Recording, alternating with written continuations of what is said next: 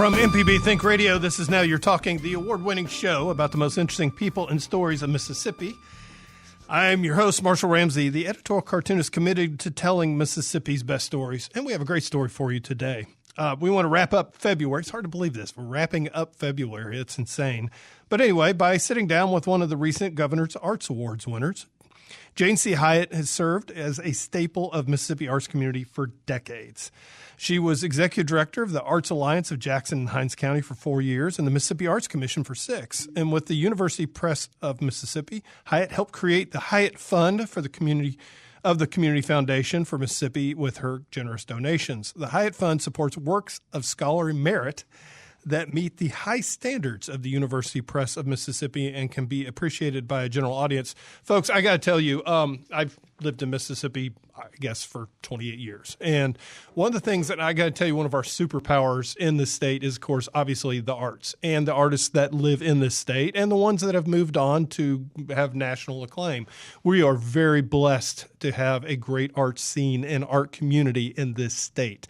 It's incredible. And it's one of the things I've enjoyed because it's very accessible. Even as the kind of artist that I am, I've gotten to know a lot of them through my work and through getting to interview them every time. And, this all would not happen without a incredible structure underneath it, a foundation, literally, figuratively and literally, to help support the artists and the arts that are in there. And today, we're very blessed to get to talk to somebody who is absolutely a giant when it comes to the arts community in this state. She now lives in the Peach State. She lives over in Georgia right now, but of course, she spent many, many years here in Mississippi and left an incredible legacy. Very happy to have on the air with us. We've got, of course, Jane Hiatt. Jane, I got to tell you, I'm a fan, and it is just an honor to get to talk to you today. This is going to be a wonderful conversation. It's an honor to me, Marshall.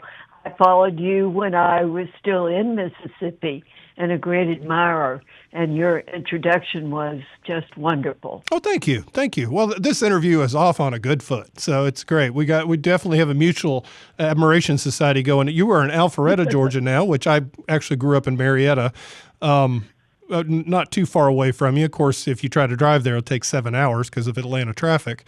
But I hope everything finds you well over there. Yes, but I miss the richness of the culture in Mississippi and its many, many layers. There's just no place like it.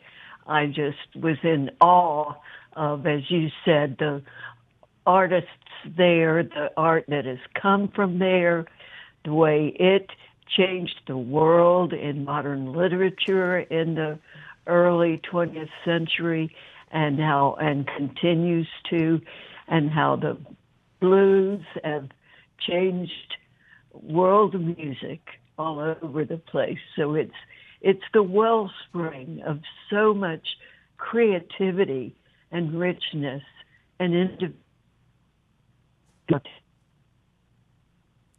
Yeah, I agree with you, Jane. It is incredible how, and it's not just.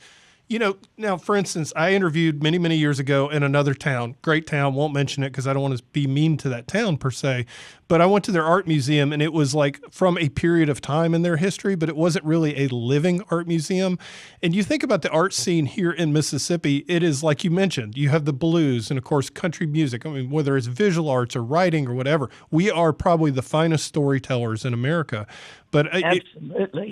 You look at, but what's amazing, and you were, of course, interim director at the Art Museum for a little while, and I was so glad to see you get a Governor's Arts Award winners right about the same time that Betsy Bradley did, because I think you both are very special people, and I think that was just kind of neat that worked out that way.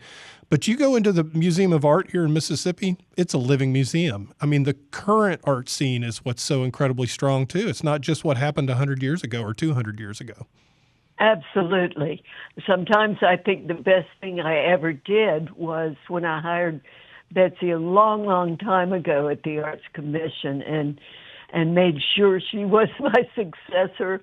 And then the same at the museum. I was on the search committee, and I knew how wonderful she would be in expanding the reach of the art museum for a lively approach and true community participation. You know what I think what's the greatest thing when they built the new museum? Just a personal anecdote that my show in 2005 was the last show in the old museum. So I remember. I take great pride in the fact that I shut that place down. It was me. People looked at my art and they said, "I was on the board helping to raise money for that new museum." Yes, and it's fabulous. And I think the thing that personally that I enjoy the most about it is the fact that it took so much Mississippi art out of the vault and hung it on the walls. And I just think that that's always. When I worked downtown, I used to just walk over there and just kind of look through there and just be inspired by the work that came out of this state.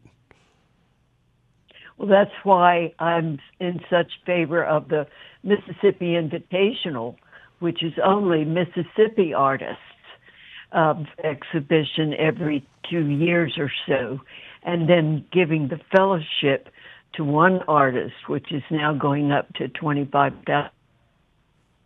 The person's curated into that show, so that for more experience, some equipment, something that might change their life and expand their vision scope and whatever. Well, that's why I think continue to do that. Yes. Oh, I agree. And I think that's why you receiving a Governor's Arts Award this year was so incredibly deserving because, like I said a little bit in the opening, all this wouldn't happen if there wasn't a really strong and solid foundation. And we in Central Mississippi know about foundation problems because of Yazoo Clay. But without a good foundation for artists, we wouldn't be able to do what we do. And so you have at what point did you get the bug or the idea that you needed to become a champion of the arts? Oh, I think it was from grade school and from my grandmother and my working class parents who had orchestra in the high schools during the Depression because they put professors there. And so my world was full of, at that time, classical music and interest. My grandmother even listened to the Metropolitan Opera, and we had visits in Winston-Salem, which had so much city. And then I majored in literature and master's and all of that, and headed the humanities program, which incorporates the arts in Tennessee. Then when I fell madly in love, moved to Mississippi in 1977, it was a natural that I jumped in wherever I could to promote it and recognize Mississippi artists and the rich culture.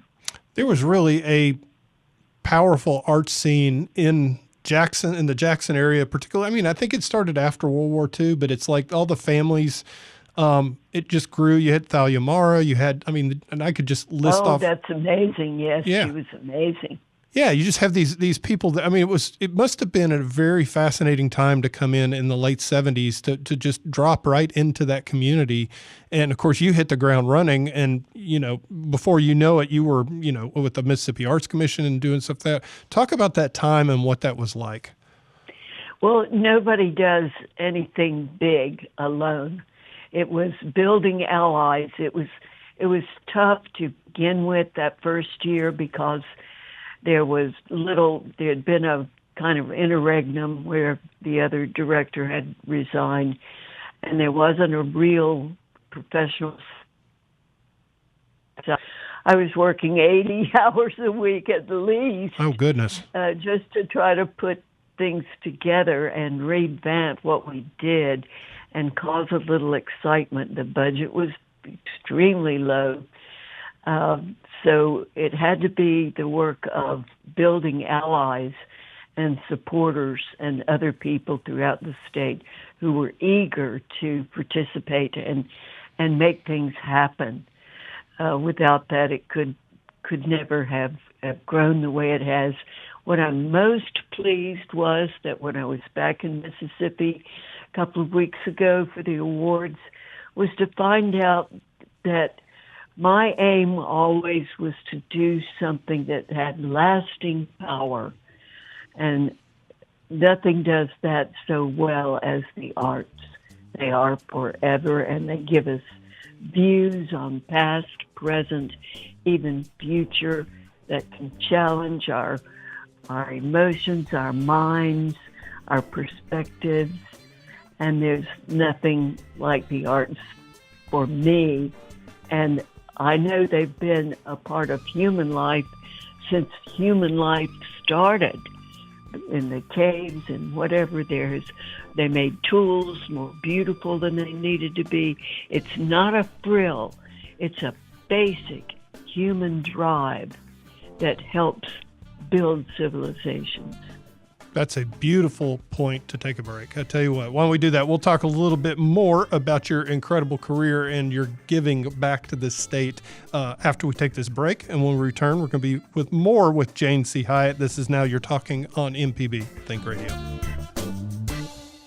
For this moment in Black history, Robin Roberts was born in Tuskegee, Alabama in 1960 and moved to Pass Christian, Mississippi when she was 8 years old. In 1983, she began her career as a sports reporter at WDAM TV in Hattiesburg. And in 1990, she made history as the first Black female on-air sportscaster at ESPN. Roberts' mother was the first African American to lead Mississippi's Board of Education, and father was a World War II Tuskegee Airman. This has been a moment in Black history. The Measuring Show. Since 1970, MPB has been enriching the lives of Mississippians. Everything we do gives us the chance to grow and learn. With your support, we are always there whenever and wherever you need us. Together through the years, together in the future. Please consider making a donation at mpbfoundation.org. MPB, your stories, our mission. What's happening at the Mississippi Legislature? Tune in to MPB's At Issue for an inside look at the legislative session, interviews with legislators, and perspectives from both sides of the aisle. I'm your host, Wilson Stribling. At Issue airs every Friday night at 6:30 on MPB Think Radio throughout the session. You can also subscribe to the MPB At Issue podcast and catch At Issue videos on YouTube and at mpbonline.org. MPB's At Issue. Tune in, Mississippi.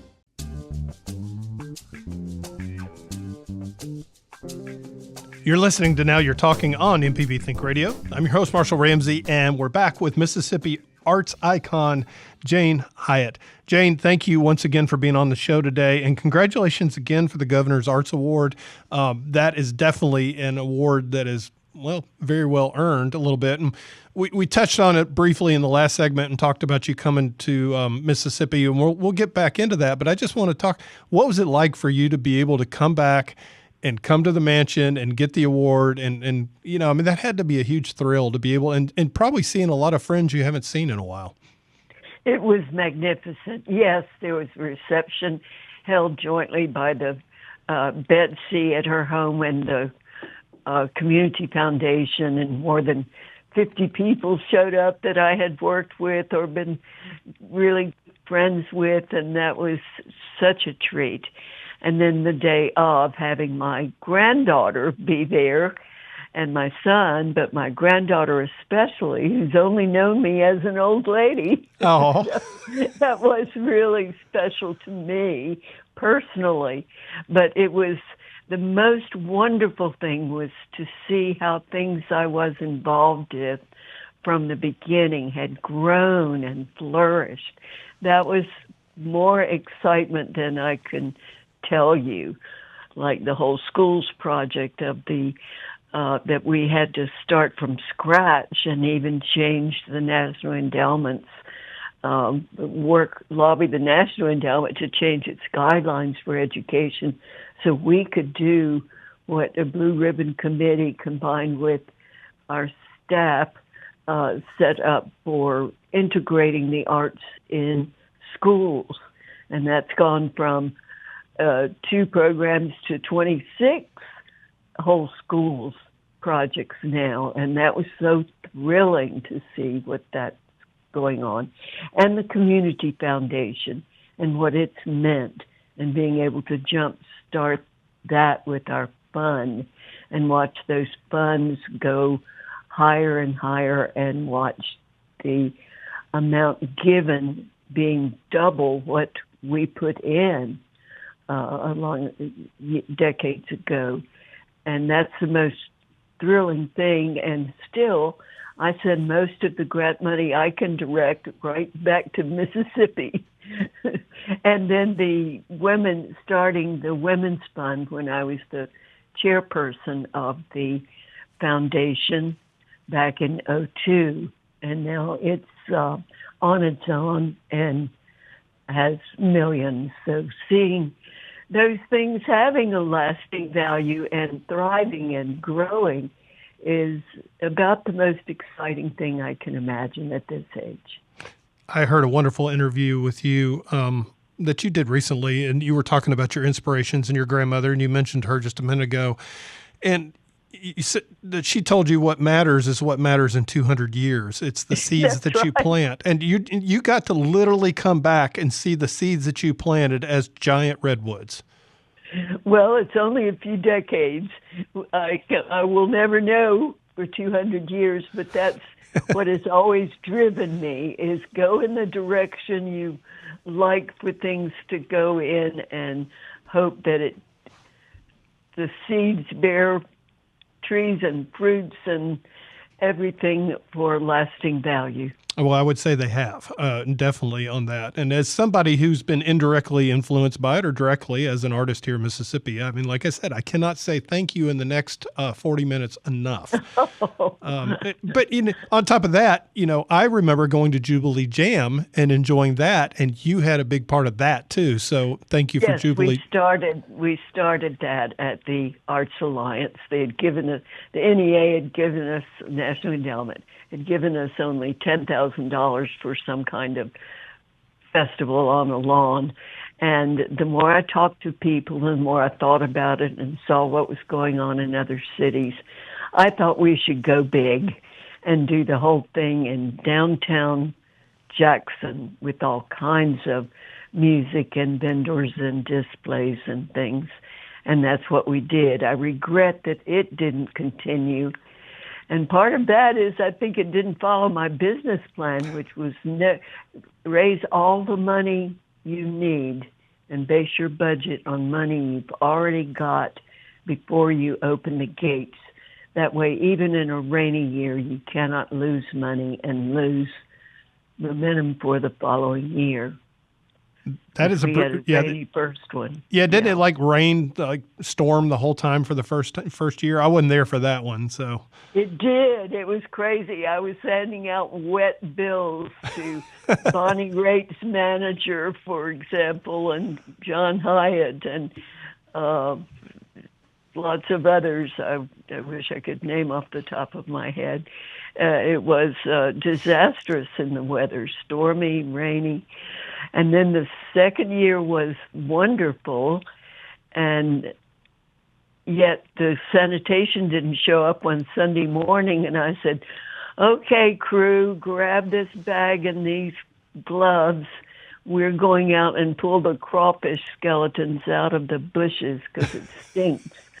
And we were doing that with our own hands early on a Sunday morning. So you were a hands-on leader, literally. Literally, yes, definitely. I mean, that's what I mean. It was never me. It was always a we. Yeah. Yeah, and I think you probably just said one of the most Mississippi things ever. We were pulling the crawfish out of the bushes. That doesn't happen in New York City. Unforgettable.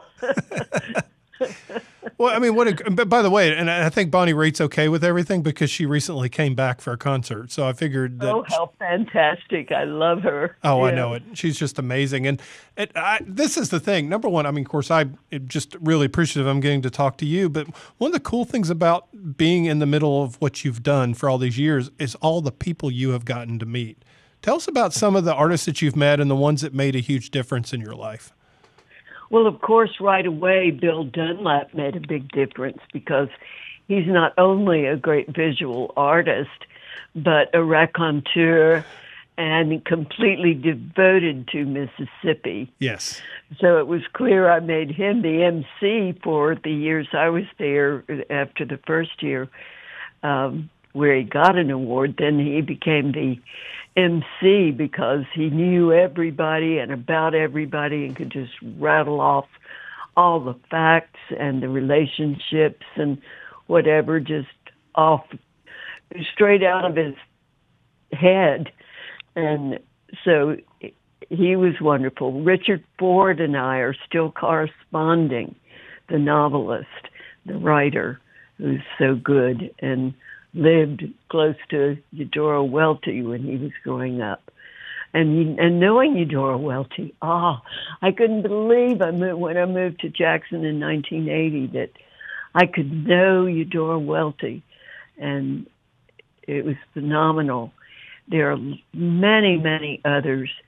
As far as the fellowship winners go, Lee Renninger has been just great to express what a difference the fellowship made in her life.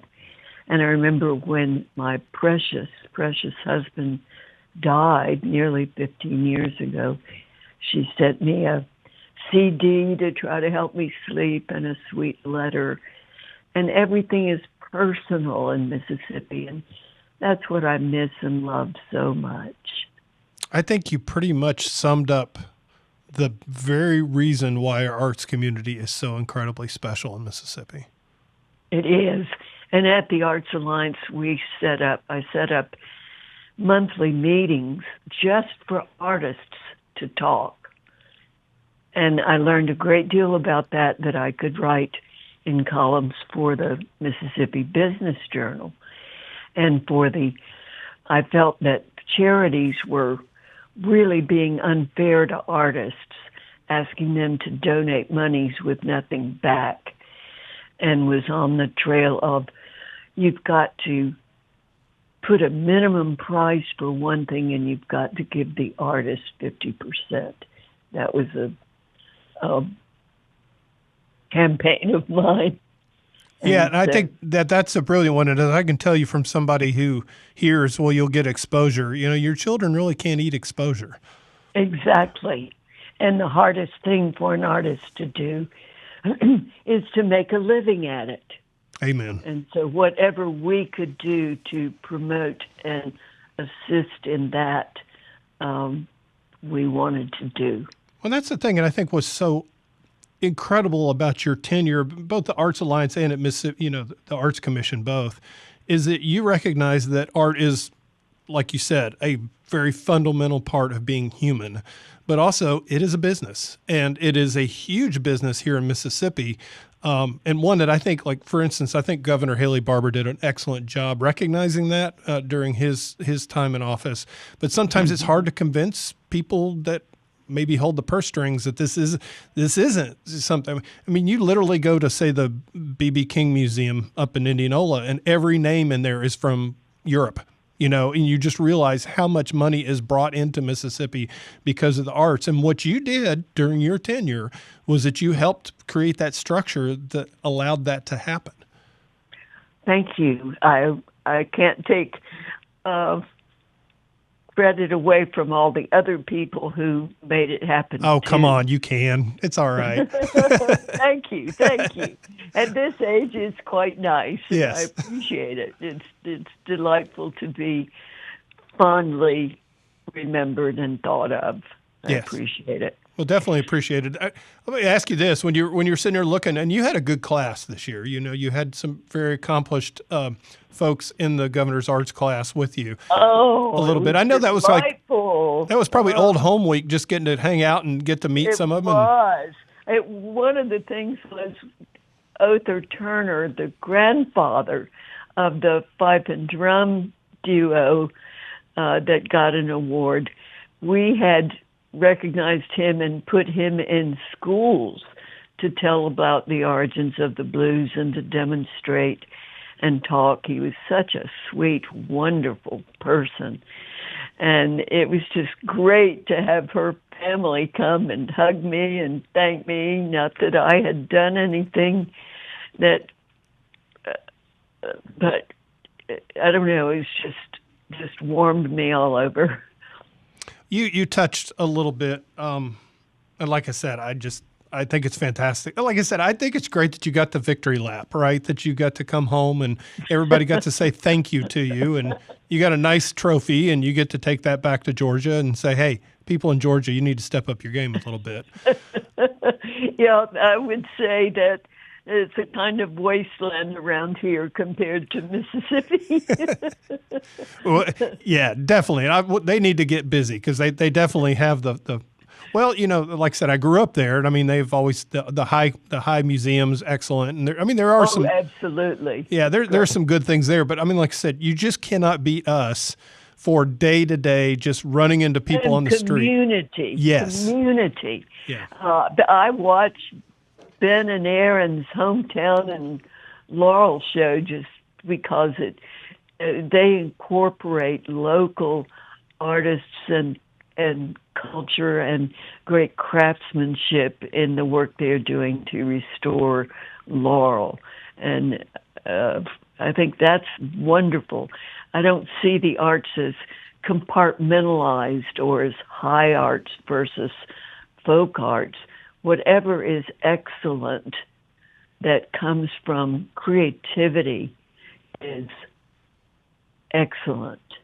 Yeah, I think that's, I just interviewed Landon Bryant, who does Landon Talks, and he's down in Laurel also. And it's just so incredible that, Ben and Aaron, they've got a bunch of friends and the way they've developed. Because I remember going down to Laurel, I guess maybe around 2011. I was just trying to think of what year it was. I was there long before that. Yeah, no, but there was nothing downtown was dead. It was nice. Right, just the museum. Just the museum, which, by the way, is one of the finest museums around. I couldn't believe it when I went in there the first time. It was just remarkable. The basket collection is yes. Oh, just incredible. Yeah, no, I know. Yes. It's world class. And it's the homes are beautiful. I remember thinking, well, if somebody just fixed some of these houses up, this would be really nice. I'm sure Ben and Aaron came in and did it. But the way that they've redeveloped and created, they've got, Adam Trest is there, who is just doing fabulous artwork. And they all work together and so forth. And I just love, like you said, I think that's a very excellent example of community. You see a lot of it going on in Oxford as well, with a lot of the writers that are up there, a lot of the creative people. And, as somebody who kind of dabbles in art, what I do, I love it. I mean, I love it because, I recently came out with a children's book. And so what I did was I handed it to 5 different people that are world-class authors to look at it. And it's like, you can't do that anywhere else, and that's... No, you cannot. The networks are just wonderful. But one thing I do want to mention when I got to the Arts Commission. Yes. It seemed wrong to me that the grants were going to many communities for the affluent to entertain themselves, with bringing in outsiders. And I wanted to focus on Mississippi talent and community involvement of all taxpayers, not just the ones who were tuned into the high arts, if you speak. That was really important to me philosophically, that we give benefit to the taxpayers as well as help for artists to thrive. I am so grateful that you brought that up, because I was going to ask you about that, but I think that if you got to talk about your crown of accomplishments, that's right up there being one of the prime jewels. Yes, we made many, many more communities involved. We kept pins on a map at that time. My work was all pre-digital when I was there. But we put pins on the map and said, look, we're missing something. These are some thriving towns, or even if they're not, we've got to aim and do community development to spread what we were doing around.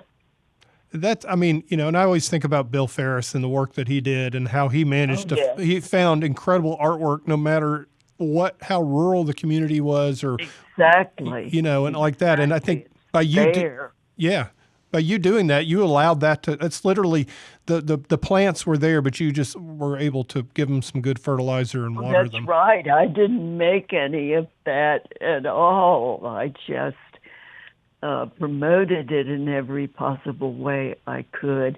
The only reason I retired early was personal reasons and knowing I had Betsy to follow me. But I turned to still about 30 hours a week I averaged on boards and doing pro bono work for not-for-profits and especially for arts groups. So I kept on until I left the state, kept on promoting those things and helping any way I could. You really know how to relax. Now I do, but not really. When you're an octogenarian, which I am, you slow down a great deal. And that's okay. Well, let's talk a little bit about your time at the Arts Commission. And you mentioned the whole art school, and my family's very familiar with it because my wife teaches K through 2 art, and her how wonderful! Yes, and her school has been a whole art school, and she definitely believes in the whole process. But I think that what's amazing about it isn't just a good idea; it's one that is actually backed up with statistics and numbers and improvement and test scores, and kids actually, you can use art and math, and and it helps them learn. It's just a really fascinating program. My first career, I'm so old that almost, I'm a poor little country girl that, I saw only teaching or nursing or secretarial work as available to me as a girl, and none of the big scholarships were available, but somehow I managed to work my way through college. I was a teacher for 5 years of English. But I incorporated the arts every way I could in my teaching.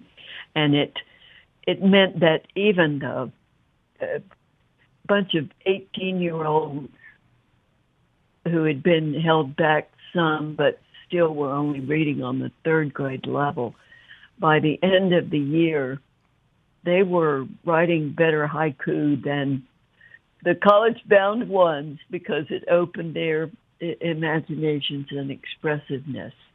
And that was something we wanted to set up from the beginning, were those measurements, because I believed firmly in my heart that incorporating the arts leads to better attitudes, better attendance, better performance, better learning. Well, gosh, it sounds like Lacey and I, my producer and I, need to do that so we have better attitudes and better performance and Very good. Try it. You'll like it. It might work, yeah, actually. But I think you're spot on because it engages both sides of the brain and it helps with critical thinking skills. And, I mean, these kids, of course, naturally they are going to do better because they see the world maybe in a little bit different perspective and they can interpret it better. And they are imaginative. People are imaginative if given the encouragement. I was certified for teaching gifted, and that's what we did in that program, was do everything we could to encourage creativity. And that's what the country needs, are creative minds, especially now when people are tied to their phones and are not really thinking for themselves. We're in danger of losing that inner soul of creativity and innovation. All right, you're going to get a big amen from the choir on that one. So, and you're definitely, but you're not wrong, and you're definitely that's exactly right, and that's why the arts are so important. And like I said, when I try to describe to people that are budget minded about why the arts are important, I just it's an industry in Mississippi, just like somebody who makes widgets. Absolutely.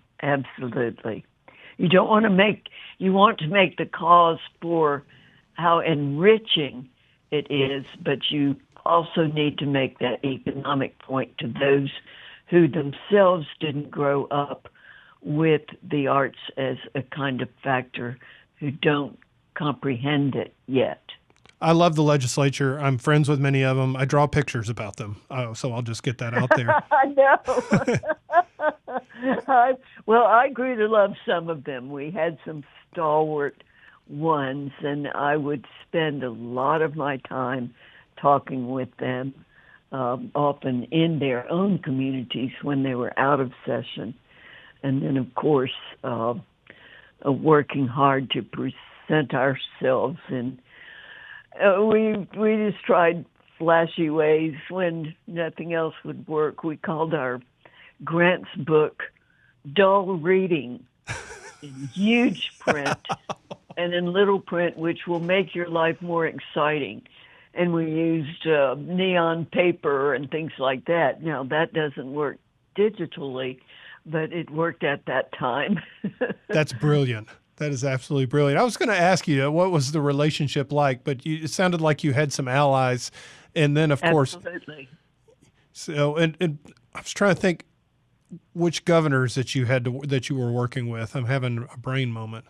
Mavis was the governor when I was first director of the Arts Commission. Then it was Fordyce, and I was able to work with both administrations effectively. Oh, that's great.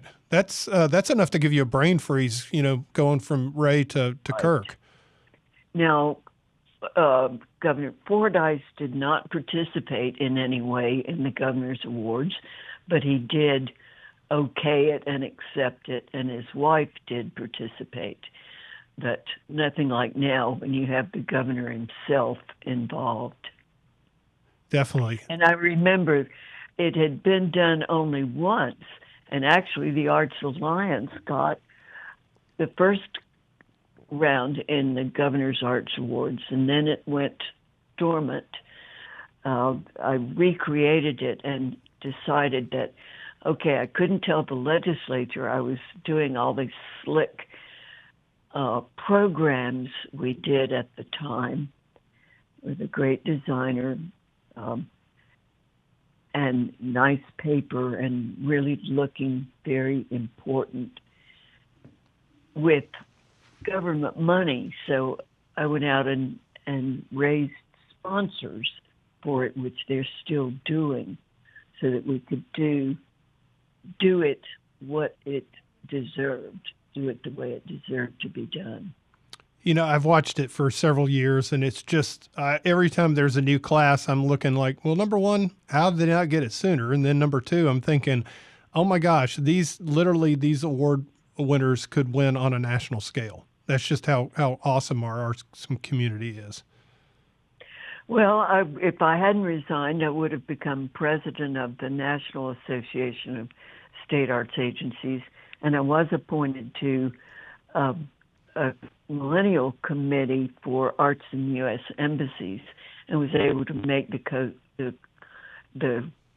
case for including vocal arts in the United States as part of embassies, not just the big, huge $1 million recognized artists to place in embassies. And that was a grand experience for me. We had to pay all our own expenses, of course. But I was just determined to put Mississippi forward, and had such great grant writers on the staff. All of us critiqued the grants as if we were on a review panel, and we ended up getting the highest rankings of anybody else presenting a proposal to the National Endowment. Wow. So that was a real achievement, I think. Yes. And they had such low expectations of us. Well, you got shoes on. What's going on here? That's right. You can use that to your advantage sometimes by dazzling them. What a cool thing for her to bring up when the folk festival's coming this year. That's right. Yeah. That's right. And once again, National, yeah. That's incredible. It's such an opportunity. It's wonderful. Oh, I know. And of course, it wouldn't be happening if you hadn't planted some seeds all those years ago. It did seem, the timing of getting this award seemed very strange to me, since it's been 10 and a half years since I unfortunately left the state, but I'll take it. Well, no, Mississippi, we take our time when it does. I mean, we move a little slower. It's like kind of hot here, so. Well, no, I never imagined getting it at all when I was directing that program for 6 years. It never occurred to me that I could possibly be there as one of the recipients. Well, before we go to our last break, I would just say it did bring me joy to see you receive it, and also, too, the fact that you and Betsy were so close together on the classes. Oh, absolutely, and we're still just great friends. Yeah, I knew that was meaningful for both of you, so that's great. So I tell you what, we'll take that last break, and when we come back, we're going to finish up with Jane Hiatt. This is Now You're Talking on MPB Think Radio.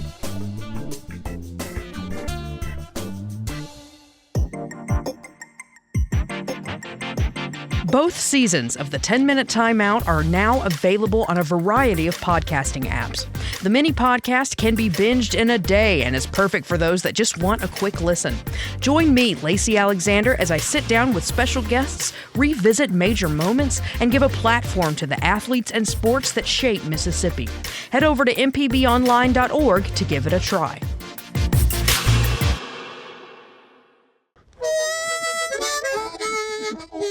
Hi, ladies and gentlemen. My name is Bobby Rush. As a blues man, I love Mississippi Public Broadcasting. If you support Mississippi music and their local programming, donate now, right now, and become a member today, not tomorrow. Thank you, thank you, thank you. Doesn't matter how big or small, but we prefer big. Thank you very much. For this moment in Black history, we celebrate Hiram Rhodes Revels. Born to free parents in Fayetteville, North Carolina in 1827, Revels served as a chaplain for an African-American battalion in Mississippi during the Civil War. Revels then became the first African-American to serve in the U.S. Senate, representing the Republican Party of Mississippi. After leaving the Senate, he became the president of what is now known as Alcorn State University, which he eventually retired from in 1882. Revels passed away in 1901. This has been an MPB moment in Black history.